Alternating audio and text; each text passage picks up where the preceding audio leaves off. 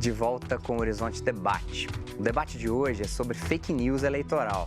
E o número do WhatsApp do programa, para você participar conosco, é 99642-8473. Deixa eu só abrir um pouquinho desse espaço, porque o dia de hoje é um dia de comemoração.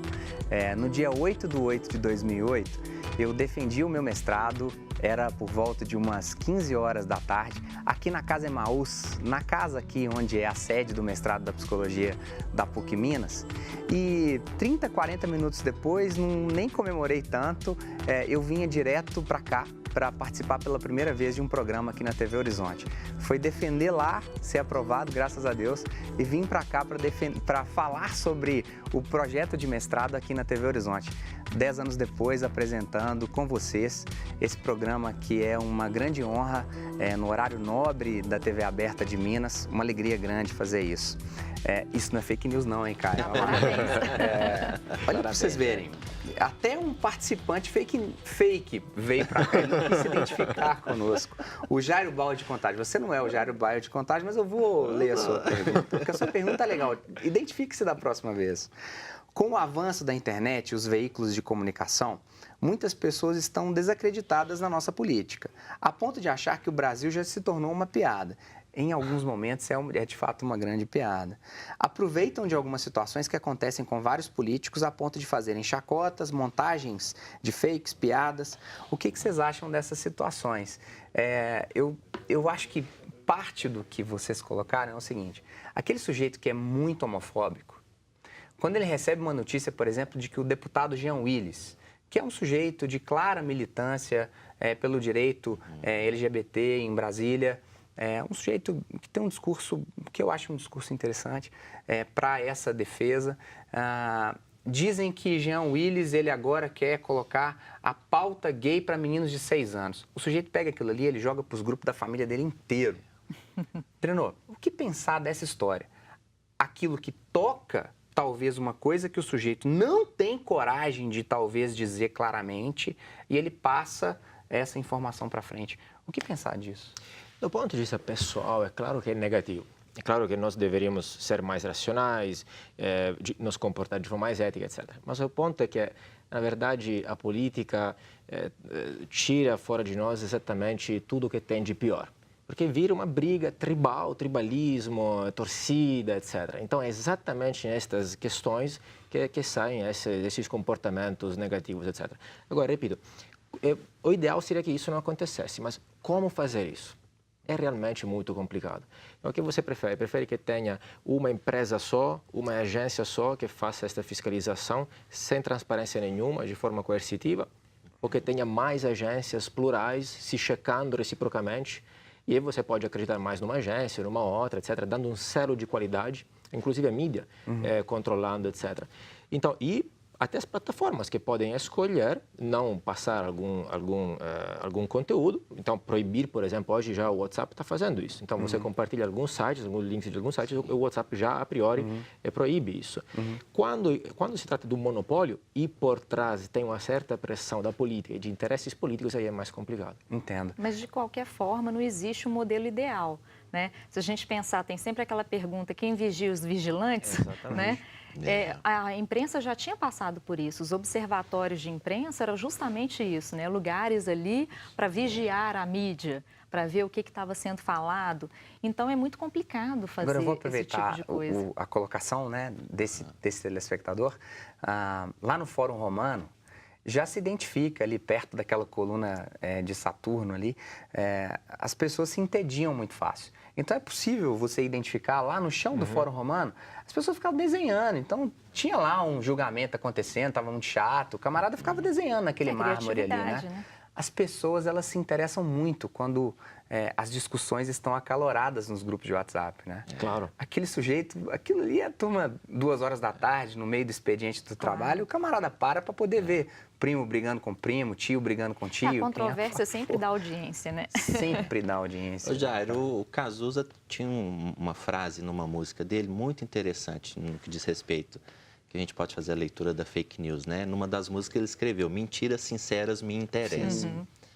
Então, por exemplo, quando um candidato, líder das pesquisas, vai numa sabatina e diz que os portugueses não estavam envolvidos na questão da escravidão, não é? Aí você vê que ele avoca os africanos, né? Que se entregaram. Então, ou seja, como que em Angola e Moçambique, em Angola e Moçambique, como que eles aprenderam português, né? Será que foi no telecurso? Então, a conveniência, né, parte muito do ouvinte também. Então, algumas mentiras sinceras interessam alguns públicos, mas no debate eleitoral esse raciocínio é perigosíssimo. No debate eleitoral, mentiras sinceras não interessam, né? O que se espera é a transparência das propostas dos candidatos e dos partidos. Mas sem proposta é ótimo fazer isso. O ponto é que foi sempre assim, na verdade. Não é que antes, uma coisa que eu creio, não é que antes existia um debate limpo, transparente, racional e agora está sendo poluído pelas fake news. Foi sempre fake news de todos os lados. Sim, Abraham Lincoln não fez uma campanha linda, talvez? Quase ninguém. Sim. Na verdade, talvez é a exceção a não fake news. Agora o que está acontecendo é que existe uma concorrência de fake news. E antes não tinha como controlar. Você tinha um monopólio, pouca mídia, o mercado concentrado, não tinha como. Agora tem uma concorrência de fake news. Então, tem aquele candidato, tem outros falando que tem 6 milhões de pessoas de famílias sem casas, outros que falam que o Brasil tem a jornada de trabalho mais longa do planeta, e não é fake news. E cada um vê o que lhe interessa, exatamente por este motivo. E o que muda também é que a gente tem novas ferramentas, né? E isso vai dando mais visibilidade. Você coloca mais gente em contato. Então, o WhatsApp é isso, né? Você está em contato o tempo todo. Todo mundo está logado no WhatsApp o tempo todo. Quais são os riscos? Eu vou de novo, a gente falou disso no primeiro bloco. Quais são os riscos de um candidato? Eu me lembro aqui agora da primeira eleição de Luiz Inácio Lula da Silva, lá com Fernando Collor, onde foi inventado aos 48 do segundo tempo uma mentira da vida pessoal dele com relação à ex-mulher. Qual o risco disso? Como que as pessoas podem se cercar de talvez uma notícia que seja verificá-la? Eu te respondo assim, qual o risco de viver no mundo, de pisar neste planeta, sabendo que as outras pessoas podem mentir e mentem? A nossa vida é assim, o tempo todo. Né? Então, qual é o ponto? Você cresce, você vira adulto e você aprende, tendencialmente, a distinguir as mentiras e não. E a se importar menos com isso. Agora, qual é o problema? Como a política importa muito e afeta muito a nossa vida, logo a repercussão é enorme disso. Mas se tivesse menos peso na nossa vida, teria menos impacto nisso. Aquele caso que você citou é emblemático. Teve o caso do Collor, que colocaram suor falso na testa dele. Então, arregaçar as mangas, né? Exatamente. Na verdade, é sempre assim. Sendo que ele era o Marajá. Nas últimas eleições teve uma atuação de prêmio Oscar da presidente que fingiu desmaiar quase e ninguém falou nada. Então, na verdade, foi sempre assim. Eu acho que estamos saindo melhor, estamos começando a aprender a distinguir. Sim. A pergunta é de casa, Caio. Vamos lá. O Edgar, lá de Passatempo. Ô, Edgar, alegria tê-lo cá, terra boa. Bolsonaro é vítima ou não de fake news? No caso específico do Bolsonaro, né, que é um candidato muito polêmico, com discursos muito extremados, né? Eu acredito que ele é mais produtor do que vítima, porque eu li um texto excelente da Eliane Brum, que é uma autora que eu respeito muito, né, que escreve no El País, que fala que o Bolsonaro está reinventando alguns conceitos, que no caso dele seria o conceito da autoverdade. Ou seja, ele sabe que aquele conteúdo é mentiroso, mas ele mesmo assim ele replica, né, para conquistar a plateia dele, que em certa medida, né, pelo que algumas pesquisas apontam, quem é o eleitor do Bolsonaro? Geralmente mais da metade, né, jovens, né, que estão votando pela primeira vez, até 24 anos, e uma outra parcela da sociedade que adere a esse discurso, né, mais conservador nos costumes. Se baseia de que a maioria das mentiras sobre o Bolsonaro são a favor dele, né? E que mentiras contra, que denigrem a imagem de Lula e Moro, por exemplo, são a maioria do outro lado de cá. Mas quais fake news falou o Bolsonaro? Sinceramente, eu não estou lembrando. Olha, na sabatina da Globo News, né? Essa questão da escravidão pegou... Mas ele não falou que nunca se envolveram os portugueses. Ele disse que africanos Não, ele disse que os africanos se entregavam, né? Mas ele realmente fez uma distorção da história, né? Não, ele falou que africanos vendiam africanos. Não, isso claramente. Parece que ele ignorou os manuais mais básicos, né, da história. Isso está escrito em vários livros. Né? Mas tem também a questão de taxa de morte de homossexuais. Né? Que ele também falou assim, 90% morre pelo parceiro, por droga, locais de prostituição, né? E é uma estatística que não existe, na verdade. Ele inventou na hora. Ontem a Folha, não é nem um robô, não é nem uma mídia, a Folha mesmo, publicou um artigo falando que ele falou que o homem não deve falar nada sobre a decisão do aborto e a decisão da mulher. Claramente fake news. As posições dele sobre a questão são até muito conhecidas, na verdade.